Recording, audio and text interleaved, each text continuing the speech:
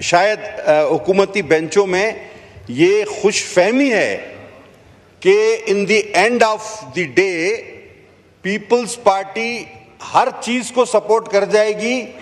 यकीन से कहता हूं सर, इस बार ऐसा बिल्कुल भी नहीं है, ऐसा बिल्कुल भी नहीं है। हम किसी भी ऐसी चीज को सपोर्ट करने नहीं जा रहे कि जो कि अवाम, मुल्क और मुल्की मफाद के खिलाफ हो। और अगर ये संजीदगी समझ में आ जाएगी तो मैं समझता हूं फिर वुज़रा भी सारे कतार में आगे आके सुनना शुरू कर देंगे। सर, इससे पहले कि मैं जनरल मामलात पे आगे चलूं,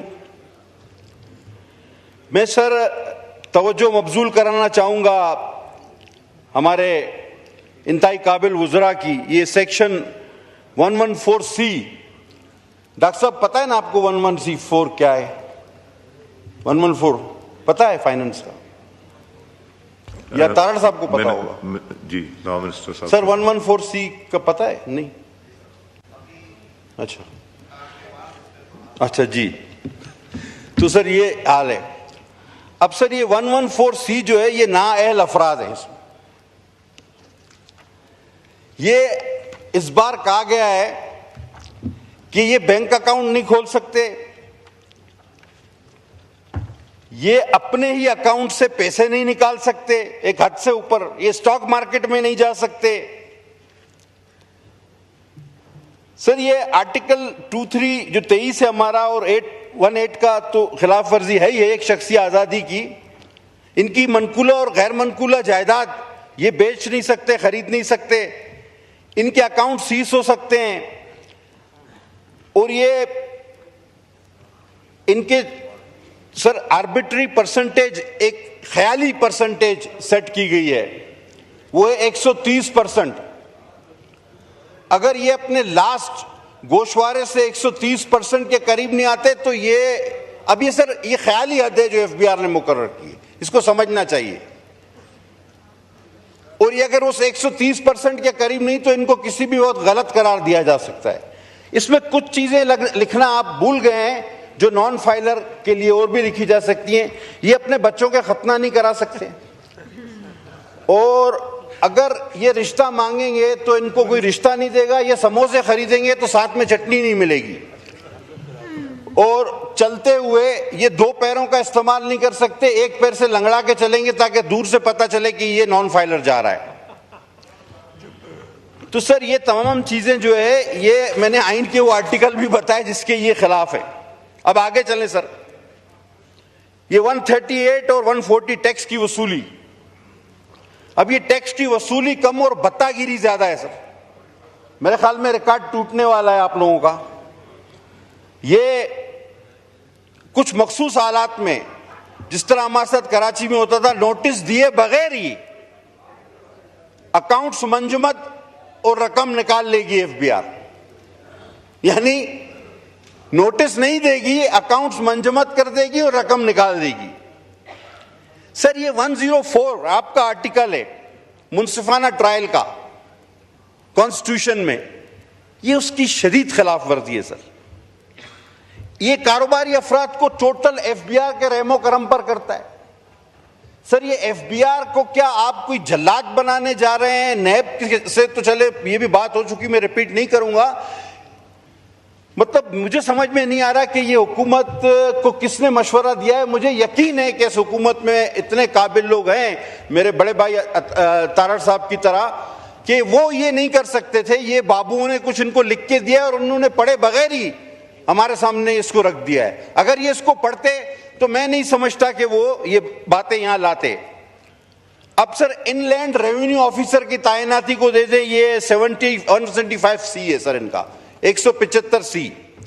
ये कहते हैं किसी भी कारोबारी मकाम पर एक शख्स को एफबीआर जाके खड़ा कर देगा कि देखो ये कारोबार से किस तरह नफा नुकसान हो रहा है। यानी आपके ऑफिस में भी वो आपके सर पे खड़ा हुआ होगा, आपकी फैक्ट्री में भी आप वो ताइनात कर सकते हैं, आपकी दुकान पर भी लाके उसको एक कुर्सी दे के बिठा सकते हैं। वो सर इसमें अच्छा हुआ ये नहीं लिख दिया इन्होंने कि बेडरूम में वो देखे कि राइट साइड पे इसको सोना है या लेफ्ट साइड पे सोना है, वो भी ये फैसला करे ये आदमी। ये अच्छा हुआ ये इनसे रह गया। सर ये इस किस्म के इकदामात में एक एक करके आपको बता रहा हूं। अब सर सेक्शन 14A(c), ये सर मनकूला और गैर मनकूला जायदाद की मुंतकली है सर। अब जो शख्स सेल्स टैक्स एक्ट में रजिस्टर्ड नहीं, वो ये सारी चीजें नहीं कर सकता। इसमें टैक्स गुजार को सुनने का कोई हक नहीं, और ये टोटल अफसरान के रहमो करम पे होगा। और सर यानी कि अब इनकम टैक्स का एक ऑफिसर, पहले आपको उसके पास पेश होना पड़ेगा और आपको बताना पड़ेगा कि मैं क्या चीज खरीदने के काबिल हूं और मैं क्यों काबिल हूं, मैंने ये पैसे कहां से लाए, कैसे आए। और अब मैं सर खरीद ले तो उसके बाद तो टैक्स वो हमेशा देता ही है, लेकिन अब पहले आपको बताना होगा कि मैं फलां चीज खरीदना चाहता हूं। अब वो उस पर मुनस्सर है, वो कहे कि भाई तुम नहीं खरीदो। यानी हक के कारोबार भी मशरूत कर दिया गया है इनकम टैक्स के ऑफिसरों से कि वो अब आपको बताएंगे कि आप क्या खरीद सकते हैं, क्या बेच सकते हैं, क्यों खरीद रहे हैं, क्या खरीद रहे हैं। अब ये कोई अक्लमंदी वाली चीजें हैं? यानी आपको अपना, यानी एक शरीफ इंसान उसको कायल करेगा एक 17, 18, 19 ग्रेड के अफसर को कि भाई ये मैं चीज बेचने या खरीदने जा रहा हूं, मेहरबानी करके इजाजत दे दो, और वो फैसला करेगा उस शरीफ शहरी का कि हां भाई तुम ये करो या ना करो। उसके दिल में आए तो कहेगा नहीं, सवाल ही पैदा नहीं होता। अब सर ये सेक्शन इनका है 37AA और AA, ये इनलैंड रेवेन्यू, ये शक की बुनियाद पे किसी को भी गिरफ्तार कर सकते हैं कमिश्नर की इजाजत के बगैर। सर ये इख्तियार तो नैब को भी नहीं था, ये इख्तियार FIA को भी नहीं है, ये सिर्फ इजराइल के पास है। ये इख्तियार अल्लाह ने सिर्फ इजराइल को दिया और अब इन्होंने FBR को दे रही है कि बगैर नोटिस के इजराइल अल्लाह ताला के हुक्म पर जब चाहे किसी की जान ले सकता है। ये इजराइल के बाद ये इख्तियार सिर्फ इनकम टैक्स को दिया जा रहा है। बहरहाल, और उसके गिरफ्तारी के बाद तहकीक होगी कि आया ये शख्स गलत था या सही। अब आपको पकड़ के जूते मारते हुए हथकड़ी लगा के रोड से ले जाएं कमीज उतार के, और 2 घंटे या 4 घंटे दूसरे दिन बाद कहें कि नहीं यार ये शरीफ आदमी था, छोड़ दिया। ये कहां की अक्लमंदी है कि गिरफ्तारी के बाद एक शरीफ इंसान के उसको जो है बेगुनाह करार दिया जाए। ये सेक्शन 37A और AA है, ये पढ़ लेते काश। अब सर ऑडिट फर्म्स का मामला, आखिरी बात इस पर करूंगा फिर आगे चलता हूं, वैसे तो बहुत सारी बातें हैं। सर ये ऑडिट ओवरसाइट बोर्ड जो होते हैं, ये स्टॉक एक्सचेंज की ऑडिट ओवरसाइट बोर्ड जो है वो खुद अपनी जो है वो इनकी चार्टर्ड अकाउंटेंट जो इंस्टीट्यूट ऑफ चार्टर्ड अकाउंटेंट वो इनका ऑडिट करती है। सर अब एक ऑडिटर पे भी ऑडिटर बिठा दिया है। अब इन्होंने बजाय इंस्टीट्यूट ऑफ चार्टर्ड अकाउंटेंट के ICAP पे ये एक इदारा है उसको ये भेजेंगे और अपनी मर्जी के फैसले कराएंगे। सर आखिर ये सारी चीजें करके ये क्यों समझते हैं कि पाकिस्तान में कारोबार फैलेगा फूलेगा, कोई यहां आकर इन्वेस्टमेंट करेगा? कोई पागल हो गया भाई कि जिसके घर में तुम आदमी खड़ा कर दो, जिसकी दुकान में आदमी खड़ा कर दो, जिसके मकान पे आदमी खड़ा कर दो, जिसकी फैक्ट्री पे आदमी खड़ा कर दो, तुम्हारे पास आके इन्वेस्टमेंट करेगा, कारोबार करेगा। सर ये मुल्क का पट्टा बिठाने वाली बात है।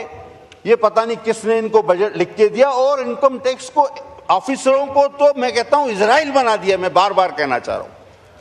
अच्छा आप कह रहे हैं जी सोलर पर 18% टैक्स, बिल्कुल भी नहीं करेंगे हम इसकी हिमायत।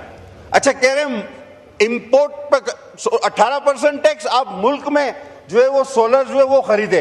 वो भाई आपने मुल्क में इंजीनियर कौन से पैदा किए हैं, वो कौन सा इतना अच्छा सोलर पैनल बना रहे हैं? सर अगर पाकिस्तान में बनने वाला पैनल 5 यूनिट पैदा करता है तो उतने ही पैसे का जो हम बाहर से यूनिट मंगाते हैं वो 100 यूनिट पैदा करता है। आप या तो मुल्क में सोलर की उसी तरह की उस स्टैंडर्ड की मशीन लगाते, इंडस्ट्री लगाते, आप उसी सतह के सोलर पैनल बनाते जिस तरह के चाइना से आते हैं, जापान से आते हैं, जर्मनी से आते हैं।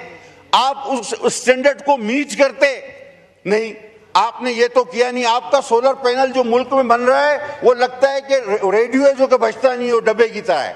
वो पुराना रेडियो लगता है जो बजता भी नहीं है। और वो सोलर पैनल इतने जदीद है। अब हम जबरदस्ती ये खरीदें वो खरीदेंगे तो 18% टैक्स लगेगा, और आप फिर कहते हैं कि हम मुल्क को तवानाई के बहरान से निकालना चाह रहे हैं। आप झूठ बोलते हैं। आप चाहते ही नहीं कि ये मुल्क तवानाई के बहरान से निकले। वैल्यूएशन, इस पर मुझसे फेडरल मिनिस्टर ऑफ फाइनेंस मुत्तफिक हो गए। कराची की बात करूंगा,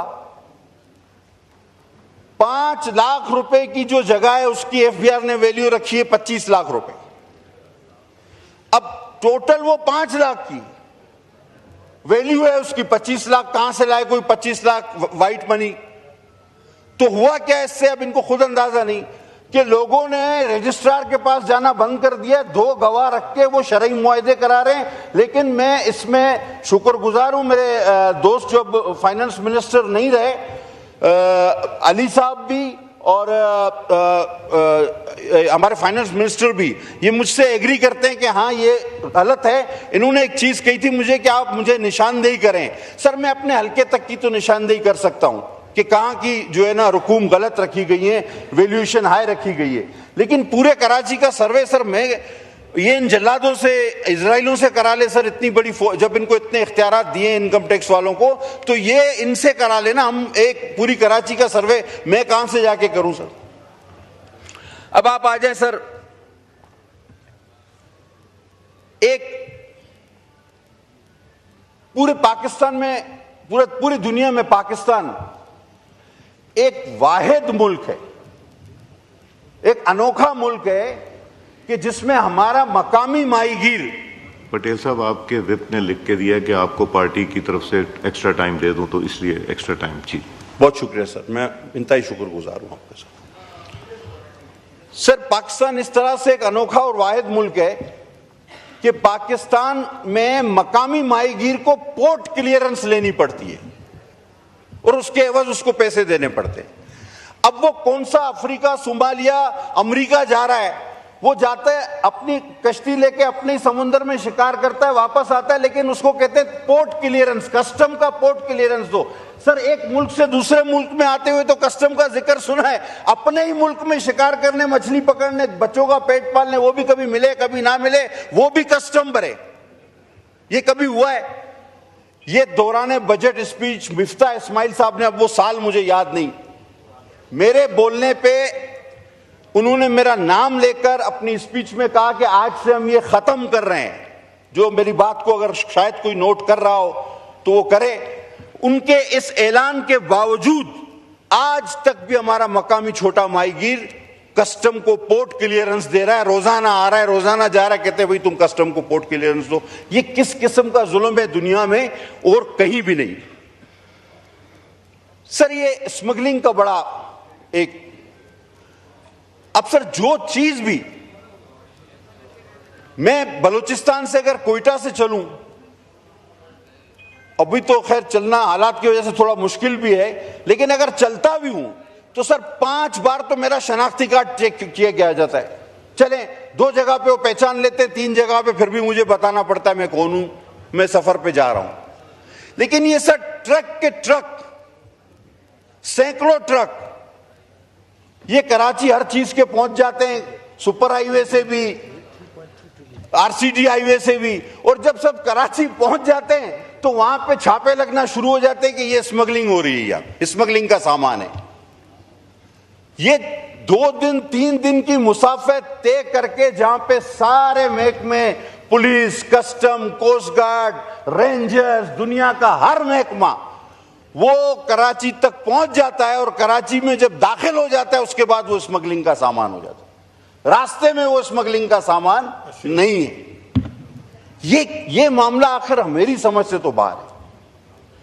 कोई भी चीज कराची में तो नहीं बन रही, वहां पैदा नहीं हो रही, और आपको पता है आ कहां से रही है। चले पोर्ट से अगर हो रही हो तो अलग बात है, लेकिन बजरिया सड़क कोई केपी से आ रही है, तो कोई अफगानिस्तान से आ रही है, तो कोई ईरान से आ रही है, उस वक्त वो कस्टम चोर नहीं है, वो जुर्म नहीं है। हाँ, कराची की हुदूद में जब वो दाखिल हो गई तो वो चीज जुर्म बन जाती। सर ये भी मेरे लिए बड़ी हैरत की बात है, वो इदारे पता नहीं इन सड़कों पर क्या कर रहे हैं। सर पोर्ट कासिम अथॉरिटी को भी इसी फ्लोर ऑफ द हाउस पे, अब फिर मुझे सन याद नहीं, अली मोहम्मद मेरी मदद करेंगे, हमाद अजहर ने जब बजट पेश किया था जिस साल,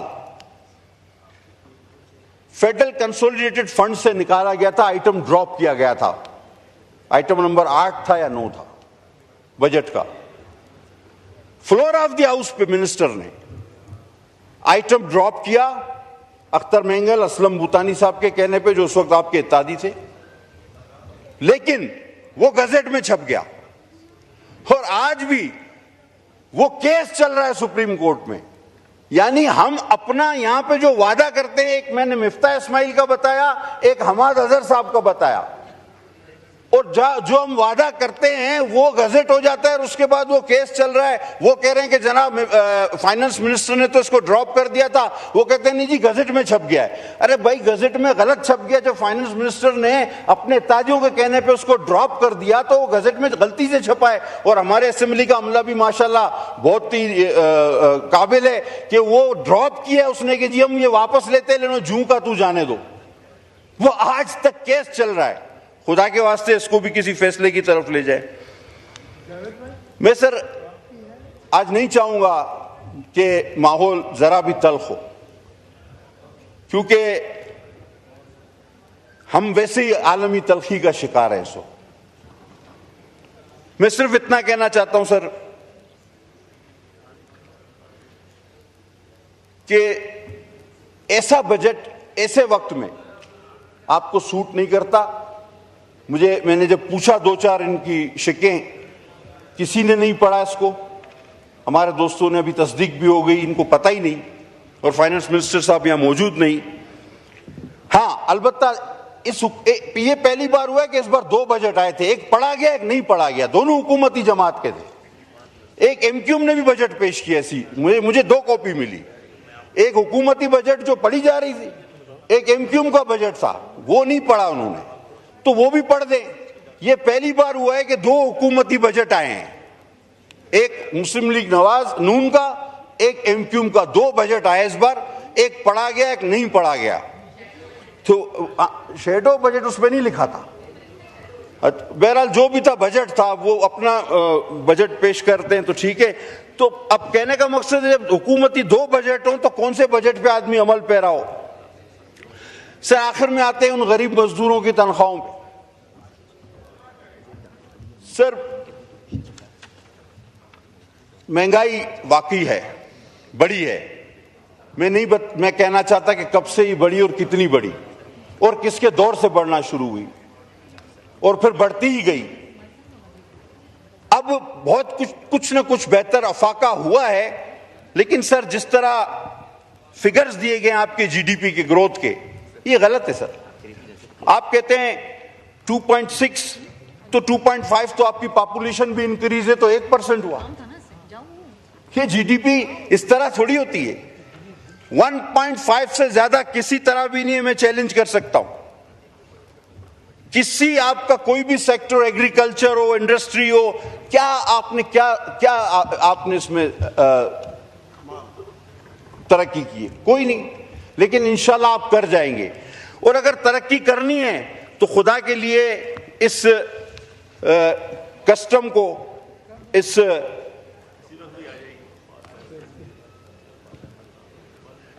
एफबीआर को आप लगाम दें। ये गिरफ्तारी, ये आपके कारोबार की जगह, आपके घर, आपके मकान, आपकी दुकान में इनकी तैनाती को रोकें। ये बगैर सबूत के, बगैर नोटिस के अकाउंट मंजमद करना और किसी को भी शक की बुनियाद पर गिरफ्तार करना, ये सारा इस बजट का हिस्सा है, इस बिल का हिस्सा है। तो ये आप लोगों को भगाना चाहते हैं इस मुल्क से, जो कि पहले ही भाग रहे हैं, या आप चाहते हैं कि कोई ना कोई जिस रास्ते पे हम चल निकले उस पे चल पड़े।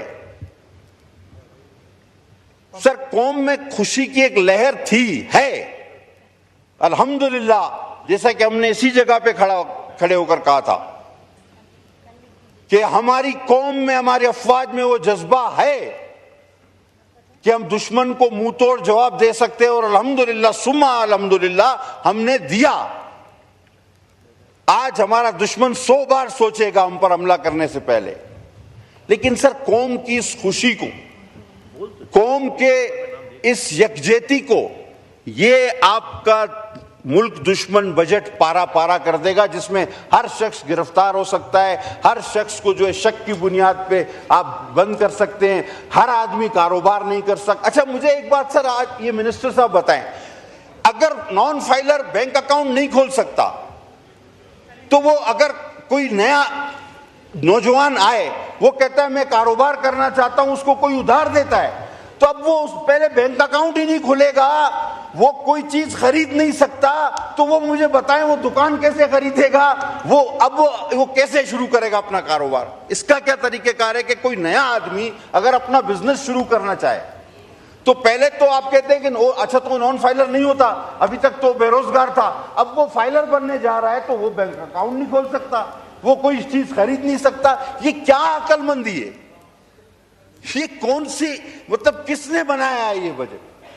और नया आदमी तो अब कोई काम शुरू ही नहीं कर सकता, यानी नौकरियां आप देंगे नहीं, कोई शख्स कारोबार शुरू नहीं कर सकता, शुरू करेगा तो उसको गिरफ्तार कर लिया जाएगा, अगर उसने कारोबार शुरू भी कर लिया तो उसके सर पे कोई आके खड़ा हो जाएगा कि देखो ये कमा रहा है या नहीं कमा रहा, और अगर वो आपकी तवक्को जो 130% है उसके मुताबिक नहीं कमा रहा तो इसको अंदर करो और इसके अकाउंट जब्त कर लो। खुदा के वास्ते ये किसी दुनिया में, किसी और मुल्क में है?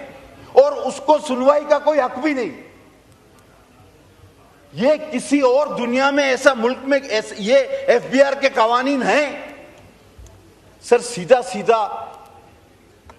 मैं आपसे कह देता हूं कि सर ये नहीं होगा, ये नहीं चलेगा इस तरह, ना हम मंजूर करेंगे, ना मैं समझता हूं कोई भी समझदार आदमी जो इस बजट को पढ़ सकता है, जो इसको समझ सकता है, वो कभी भी इसके हक में वोट नहीं देगा, कभी भी हक में वोट नहीं देगा। Thank you. बस सर, वो फारूक भाई ने, मैं हमेशा एक शेर पढ़ता हूं, फारूक भाई ने उस शेर को गलत पढ़ दिया था इस बार। हाँ, हमारे बाबू भाई जो है फारूक भाई, और वो शायर भी कतील शफाई है सर। सर बहुत खूबसूरत शेर है वो, मैं हमेशा हर बजट स्पीच में पढ़ता हूं, आप रिकॉर्ड उठा के देख लें। और ये मैंने 2008 में इसलिए पढ़ा था कि मेरी अजीम कायद शहीद मोहतरमा बेनजीर भुट्टो साहबा शहीद हो गई, तो मैंने उनके लिए ये पढ़ा था कि मुझे दुख हुआ कि उसको दोबारा गलत क्यों पढ़ा गया। 2007 में उनकी शहादत हुई, तो 8 में हमने बजट पेश किया और नवीद कमर ने टपकते हुए आंसुओं के साथ वो बजट पेश किया था, और हमारी ये फीलिंग थी, और ये शेर उस फीलिंग की गमाजी करता है कि हिसाब उम्र का इतना सा गोशवारा है, तुझे निकाल के देखा तो सब खसारा है। बड़ी मेहरबानी सर, बहुत शुक्रिया, थैंक यू। जावेद हनीफ साहब।